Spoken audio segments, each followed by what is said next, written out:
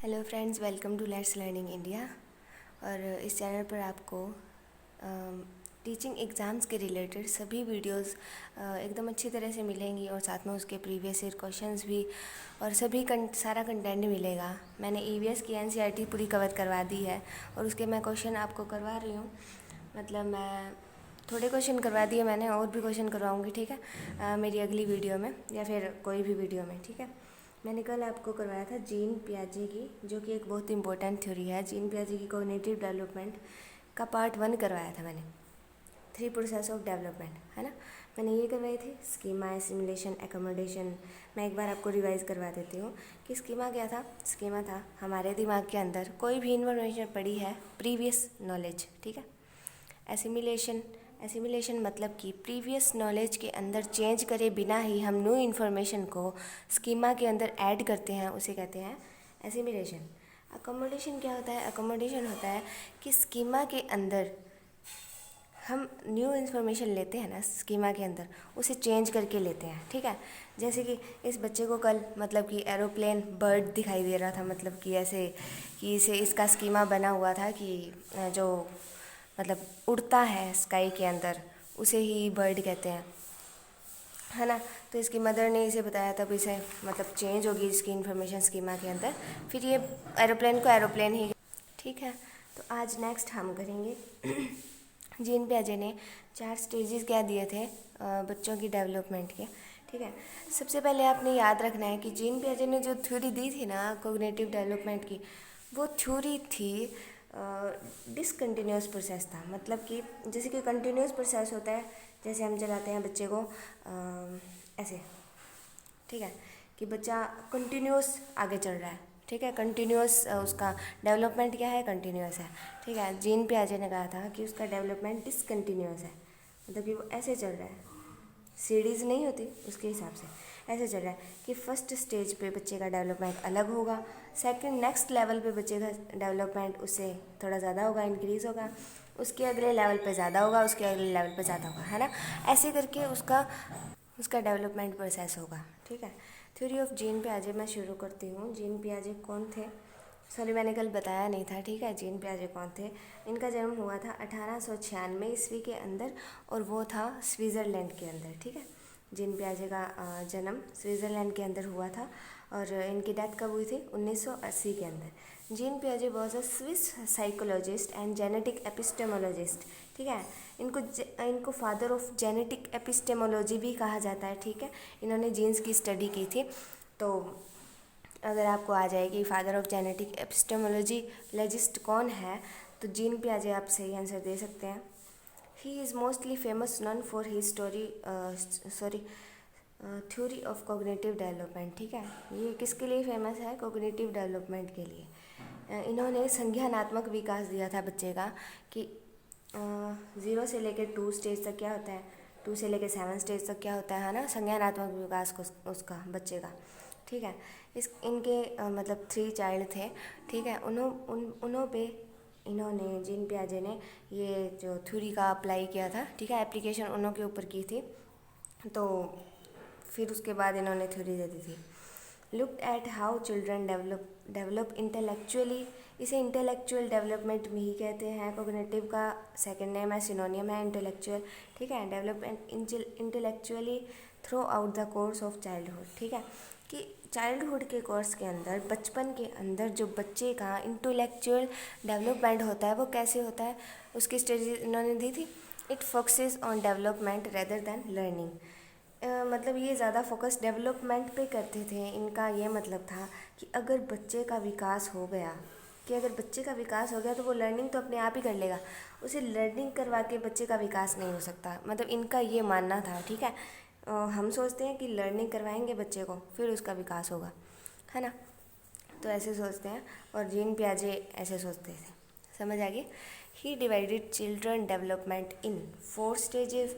Sensory motor stage 0 to 2 years, या फिर 18 to 24 months, ठीक है। 18 तो नहीं, 0 तो कहेंगे, ठीक है। 0 to 2 years. Second, pre operational stage 2 to 7 years.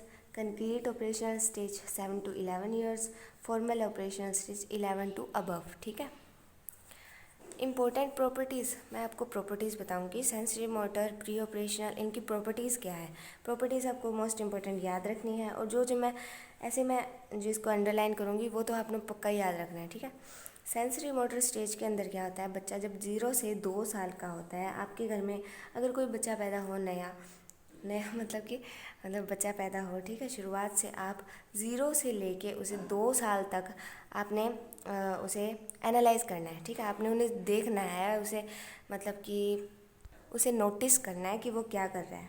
वो जेन पियाजे की थ्योरी के हिसाब से वो सही कर रहा है। इन्होंने जो प्रॉपर्टी दी थी वो मतलब प्रॉपर्टीज़ वही वाली है उसमें, तो आपने ये देखना है। In this stage child learns by doing, मतलब इन दिस स्टेज, इस स्टेज के अंदर चाइल्ड कैसे लर्न करता है, बाय डूइंग, किसी चीज़ को करके, है ना।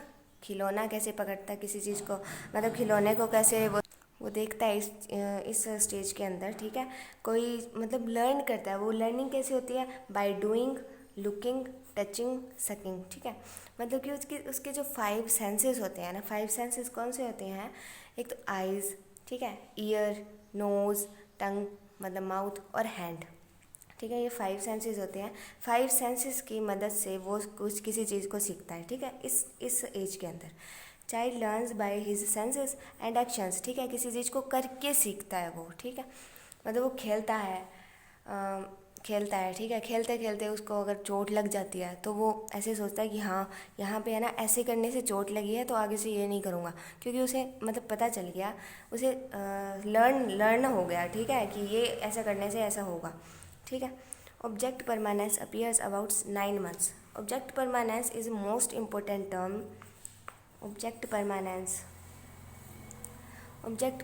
क्या होता है, ऑब्जेक्ट परमानेंस अबाउट 9 months के अबाउट आ जाती है बच्चे के अंदर, डेवलप हो जाती है। ऑब्जेक्ट परमानेंस क्या है कि एक बच्चा जो कि मतलब सो रहा था, ठीक है, एक बच्चा जो कि मतलब बैठा है या सो रहा है, ठीक है, और वो उसके सामने एक खिलौना दे दिया जाए, है ना, कोई खिलौना उसके सामने दे दिया जाए, उसके साथ रख दिया जाए, ठीक है, वो उससे खेलेगा। और हम कुछ देर के बाद वो खिलौना वहाँ से उठा के, ठीक है, बच्चे का ध्यान नहीं हो तब, खिलौना वहाँ से उठा के अगर हम अलग जगह उसे रख देंगे खिलौने को, तो फिर वो देखेगा, ठीक है, उसे याद आ जाएगा कि यहाँ पे एक खिलौना पड़ा था, है ना, ठीक है। और 9 months के पहले क्या होता है, पहले ऐसे होता है कि उसके सामने कोई खिलौना रख दिया और उसका अगर ध्यान ना हो खिलौने के ऊपर, अगर हमने खिलौना साइड हटा लिया और यहाँ पे कहीं पे छुपा दिया, तो फिर वो ढूंढने की कोशिश नहीं करेगा, उसके दिमाग में रहेगा ही नहीं कि यहाँ पे कोई खिलौना था भी या नहीं, ठीक है।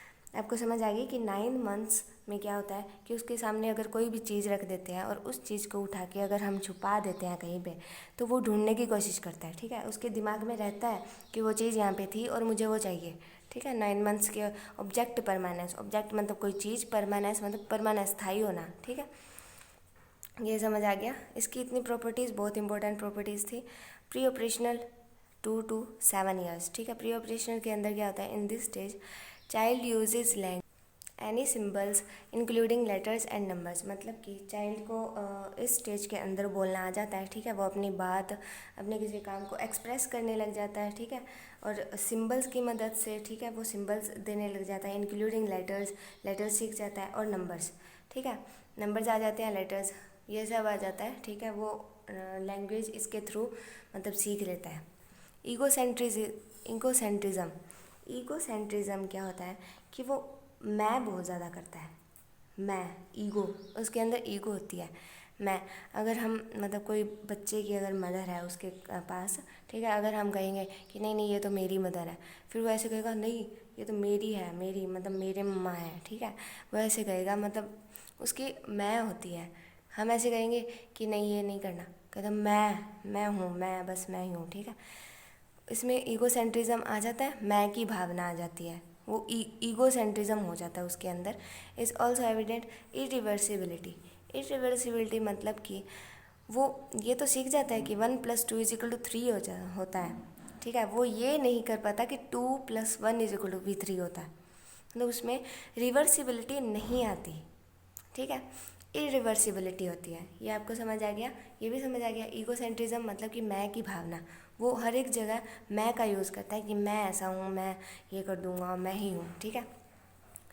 इरिवर्सिबिलिटी मतलब कि रिवर्सिबिलिटी मतलब रिवर्सिबिलिटी नहीं आती, वो रिवर्स नहीं कर पाता किसी भी चीज़ को, इज़ डेवलप्ड। सेंट्रिज्म, सेंट्रिज्म मतलब कि अगर एक चीज़ यहाँ पे दी हुई है, गिलास है, ये पानी का गिलास है, ठीक है, पानी का गिलास पड़ा हुआ है, उस पानी के गिलास के अंदर मतलब हमने कोई कलर डाल दिया, रेड कलर डाल दिया मानो, ठीक है, रेड कलर डाल दिया, तो वो ऐसे नहीं देखेगा कि वो पानी का गिलास है, उसमें पानी कितना है, या फिर वो पानी की उसकी गिलास की लेंथ कितनी है, ठीक है, और ये नहीं देखेगा, वो देखेगा कि पानी मतलब कलर क्या है, या फिर एक ही चीज़ देखेगा, मतलब किसी ऑब्जेक्ट की अगर वो एक प्रॉपर्टी को एनालाइज करता हो, अगर वो एक ही प्रॉपर्टी पे सारा ध्यान केंद्रित करता हो, तो इसे सेंट्रिज्म की मतलब की प्रॉपर्टी कहते हैं, ठीक है, कि वो केंद्रित हो एक ही जगह पे, ठीक है, सवे केंद्रित, है ना, उसे कहते हैं, तो फिर वो सेंट्रिज्म की भावना हो जाती है।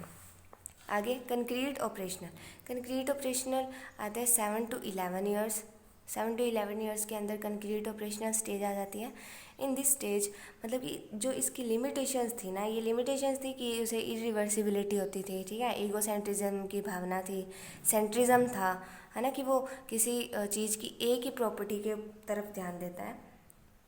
यहाँ पे क्या होता है, यहाँ पे होता है कि जो प्री ऑपरेशनल की सारी ये जो लिमिटेशंस है ना, उसे ख़त्म कर देता है इस स्टेज के अंदर। 7 to 11 ईयर्स के अंदर ना ही वो ईगोसेंट्रिज्म रहता है, ना ही वो सेंट्रिज्म रहता है, मतलब कि सारी प्रॉपर्टीज़ देखता है। अगर एक हमने बॉक्स उसके साथ रख दिया, उसके सामने रख दिया, है ना, ये वाला बॉक्स, तो वो उसकी लेंथ भी देखेगा, ब्रेड्थ भी देखेगा और हाइट भी, तीनों चीज़ों को मेज़र करना उसे आ जाता है, ठीक है, इसके अंदर। Stage limitation of pre operational stage are removed, ठीक है, ये सही है। रिवर्सिबिलिटी इज डेवलप मतलब रिवर्सिबिलिटी मतलब 1+2 = 3 भी उसे आ जाता है, और 2+1 = 3 भी उसे आ जाता है, ठीक है, ये दोनों हो जाते हैं। और आगे child starts applying logic and develops idea of conversation, है ना, कि चाइल्ड में डेवलप क्या हो जाता है, और वो लॉजिकली थिंकिंग करना अप्लाई मतलब उसकी शुरुआत हो जाती है। अगर हमें क्वेश्चन के अंदर आए कि लॉजिकली थिंकिंग करना शुरुआत कहाँ से करता है, तो शुरुआत तो कंक्रीट ऑपरेशन से करता है, पर होती फॉर्मल ऑपरेशन से है, ठीक है। फॉर्मल ऑपरेशन में वो प्रॉपर लॉजिकल थिंकिंग लगा के और किसी भी चीज़ को सॉल्व कर लेता है, किसी भी प्रॉब्लम को सॉल्व कर लेता है। आइडिया ऑफ कन्वर्सेशन, ठीक है। ईगोसेंट्रिज्म इज रिमूव, ठीक है, ईगोसेंट्रिज्म उसके अंदर मैं की भावना नहीं रहती, ठीक है। In this stage child seems all properties of an object, ठीक है, मतलब कि एक ऑब्जेक्ट की वो लेंथ, ब्रेड्थ, हाइट सब मेज़र करने में, ठीक है, वो सब प्रॉपर्टीज़ मेजर करनी सीख जाता है। आगे करते हैं फॉर्मल ऑपरेशनल स्टेज, मतलब 11 से अबव की स्टेज है, ठीक है। In this stage child starts to think logically, starts नहीं कहेंगे हम, वो पूरी तरह थिंक लॉजिकली मतलब लॉजिकली सोचने लग जाता है पूरी तरह, and use deductive reasoning. Deductive reasoning मतलब कि इंडक्टिव तो हम जो एग्जाम्पल से रूल की तरफ जाते हैं ना, ये यहाँ पे सीधा रूल भी अप्लाई कर सकते हैं, ठीक है।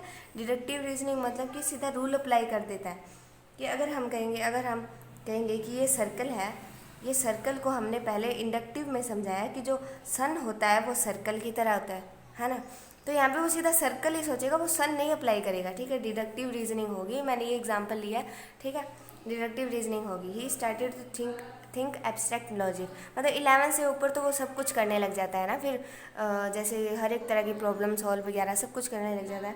तो यहाँ पे फॉर्मल ऑपरेशन स्टेज आपको समझ आ गई, कंक्रीट ऑपरेशन हो गया, ठीक है, और प्री ऑपरेशन हो गया सेंसरी मोटर। इसकी सारी ये जो प्रॉपर्टीज़ है ये आपने याद रखनी है एकदम अच्छी तरह से, और याद रखनी है एकदम अच्छी तरह से, तो क्योंकि सभी है ना एज इट इज़ पूछते हैं। मैं बताती हूँ कौन कौन सी ज़्यादा पूछते हैं। इरिवर्सिबिलिटी, ठीक है, प्री ऑपरेशनल में सबसे ज़्यादा इंपॉर्टेंट है। ईगोसेंट्रिज्म भी पूछते हैं, सेंट्रिज्म पूछते हैं। ये तीन जो प्रॉपर्टी यानी मोस्ट इम्पॉर्टेंट प्रॉपर्टीज़ हैं, ठीक है। और इसमें ठीक है ऐसे कह देते हैं कि लिमिटेशंस कहाँ पे रिमूव होती है प्री ऑपरेशनल स्टेज की, तो हमें बताना आसान हो जाता है कि कंक्रीट ऑपरेशनल में, ठीक है, ये हम बता देते हैं। अप्लाइंग मतलब लॉजिक थिंकिंग स्टार्ट कहाँ से होता है, कंक्रीट ऑपरेशन से स्टार्ट होता है, ये हम टिक कर देते हैं, ये भी इम्पोर्टेंट है। फॉर्मल ऑपरेशनल मतलब कि डिडक्टिव रीजनिंग आ जाती है इसमें, ये तो चलो कम पूछते हैं, और ये ज़्यादा पूछते हैं, जैसे कि सेंसरी मोटर के अंदर object permanence is most important, ठीक है, ये सब कुछ पूछते हैं। ये पूछेंगे जेनेटिक एपिस्टेमोलॉजी या फिर कॉग्निटिव डेवलपमेंट की थ्योरी किसने दी थी, जीन पियाजे ने दी थी, है ना। तो ये पूछते हैं। तो आज का आपका ये जीन पियाजे की जो थ्योरी है, आज पार्ट 2 मैंने करवा दिया, ये सारा ख़त्म हो गया आपका, ठीक है। ये सिमुलेशन वगैरह आपको समझ आ गई होगी, मैं आई होप, ठीक है। तो आगे हम करेंगे साइकोलॉजी का, ये जो जीन पियाजे की थ्योरी थी ये सारी ख़त्म हो गई हमारी, और आगे हम करेंगे वाइगोस्की की, ठीक है। वाइगोस्की की वो सोशलिज्म की थ्योरी दी थी उन्होंने, तो वो हम डिस्कस करेंगे। और आज के लिए चलो इतना ही। और अगर आपको इसकी पीडीएफ चाहिए तो आप टेलीग्राम चैनल भी ज्वाइन कर सकते हो मेरा।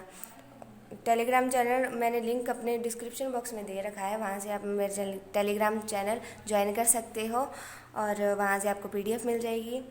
और अगर वीडियो पसंद आई तो लाइक कीजिए, सब्सक्राइब कीजिए, प्लीज़ सब्सक्राइब कीजिए और बेल आइकन को प्रेस कीजिए ताकि आपके पास मेरी बनाई हुई वीडियोस का नोटिफिकेशन मिल सके, ठीक है। जब मैं बनाऊँ आपको पता चल जाए कि ये वीडियो आई है तो आप देख सको उसे। प्लेलिस्ट में जाके सभी वीडियोस देख लेना, ठीक है। तो चलिए, thank you guys, bye bye.